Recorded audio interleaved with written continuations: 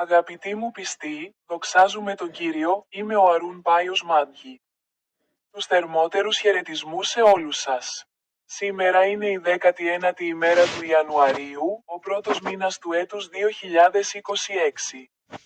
Συμμετείχα στο μέρος 2 της λίμνης Κέλαγατ Ντάμ, που βρίσκεται στην περιοχή Σίμντεγα, στο Τζάρκαν. Σήμερα, σε ένα απομονωμένο μέρος, περιτριγυρισμένο από δάση και βουνά.